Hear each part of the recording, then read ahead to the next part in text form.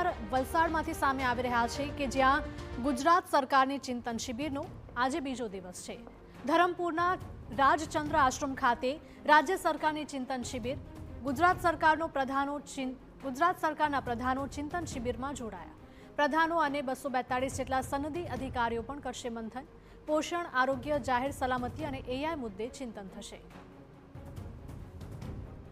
ગુજરાતમાં દેશ અને દુનિયાને એક યુનિક મોડેલ ચૂંટાયેલા પ્રતિનિધિ અને એડમિનિસ્ટ્રેશન, ખાસ કરીને રાજ્ય સરકાર આખી 3 દિવસ સુધી રાજ્યના પ્રત્યેક નાગરિકો, સર્વ ક્ષેત્રો અને સૌ વિષયોને સાથે લઈને બેસીને નિરાકરણ અને આવનારા દિવસોની અંદર ફ્યુચરિસ્ટિક પ્લાન ચૂંટાયેલા પ્રતિનિધિ એટલે કે મંત્રીશ્રીઓ અને એડમિનિસ્ટ્રેશન એ ડીપ ચર્ચા કર્યા પછી નિર્ણય લેતા હોય છે। રાજ્ય સરકાર દ્વારા ધરમપુર, વલસાડ ખાતે યોજાઈ રહેલી 12મી ચિંતન શિબિર 2025ના દ્વિતીય દિનની શરૂઆત શારીરિક અને માનસિક તંદુરસ્તી પર કેન્દ્રિત યોગ સત્રથી થઈ હતી। આશ્રમના પરિસરમાં પ્રાતઃકાળે યોજાયેલા આ યોગ સત્રમાં ઉચ્ચ અધિકારીઓએ સક્રિય ભાગ લીધો હતો। તેમણે શ્રીમદ રાજચંદ્રજીની વિશાળ પ્રતિમાના સાનિધ્યમાં સામૂહિક યોગાભ્યાસ કર્યો હતો। ખાસ કરીને મનની એકાગ્રતા અને શાંતિ, સ્ટ્રેસ મેનેજમેન્ટ અને આંતરિક શક્તિમાં વૃદ્ધિ માટે લોકપ્રિય એવા એડવાન્સ મેડિટેશન યોગના વિવિધ આસનો કરવામાં આવ્યા હતા। જે પણ પ્રશ્નો હોય એ પ્રશ્નો ચર્ચા થાય છે। પહેલા નાના ગ્રુપમાં ફોકસ્ડ ચર્ચા, પછી મોટા ગ્રુપમાં આ ચર્ચાઓને પ્રેઝન્ટ કરવામાં આવે છે, લોકોના ફીડબેક લેવામાં આવે છે અને તે અનુસંધાને પાછળથી એમાં જ્યારે શિબિર પૂરું થાય ત્યારે ગાંધીનગરમાં જઈને એ અનુસંધાને ઓર્ડર થાય છે સરકારે। મંત્રીમંડળમાં મંજૂર કરવાનું તો ત્યાં જાય, જે તે સ્થળે જે તે પાવર હોય એ પ્રમાણે જીઆર બહાર પડે છે અને તે પ્રમાણે કામગીરી થાય છે।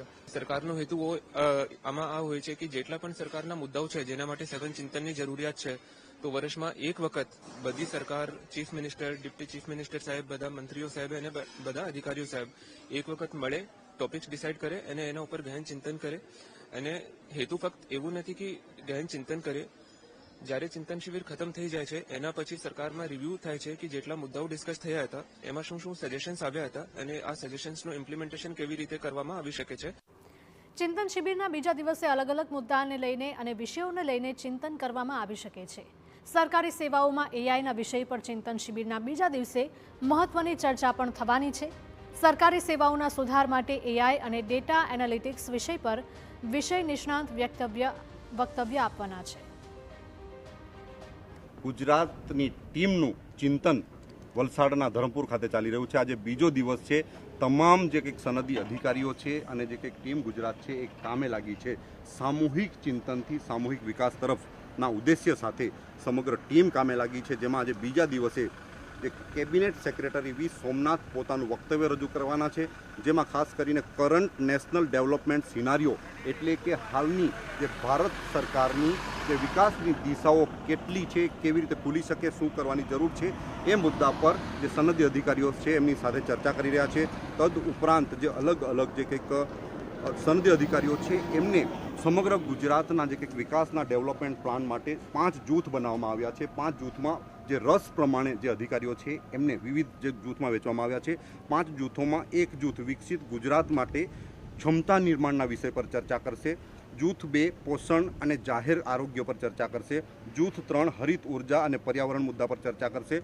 જૂથ 4 જાહેર સલામતી પર ચર્ચા કરશે અને જૂથ 5 સેવા ક્ષેત્રની વૃદ્ધિ અને વૈવિધ્યકરણ કેવી રીતે કરી શકાય એ મુદ્દા પર ચર્ચા કરશે। ખાસ કરીને આજે જે બીજા દિવસના કાર્યક્રમમાં મુખ્યમંત્રી અને નાયબ મુખ્યમંત્રી બંને હાજર રહેશે, એમની સાથે સમગ્ર ટીમ ચર્ચા કરશે। ત્યારબાદ જે કંઈક સાંજે જે તમામ 5 જૂથો બનાવવામાં આવ્યા છે એ 5 જૂથો નિષ્કર્ષ પર આવશે અને નિષ્કર્ષ પર આવ્યા બાદ જે રીતે જે ડેવલપમેન્ટ પ્લાન તૈયાર થશે, એમાં જે કંઈક બજેટ બનાવવાનું હશે, એની અલગ અલગ જે કંઈક ઇમ્પ્લિમેન્ટ કરવાનું છે, નવા પ્રોજેક્ટો શરૂ કરવાના હશે, છેવાડાના માનવી સુધી કેવી રીતે રાજ્ય સરકાર પહોંચી શકે એ માટેનો સમગ્ર ડેવલપમેન્ટ પ્લાન આજે તૈયાર કરવા માટેનો મહત્વનો દિવસ ગણવામાં આવી રહ્યો છે। ધીરજ ગામે, TV9 વલસાડ।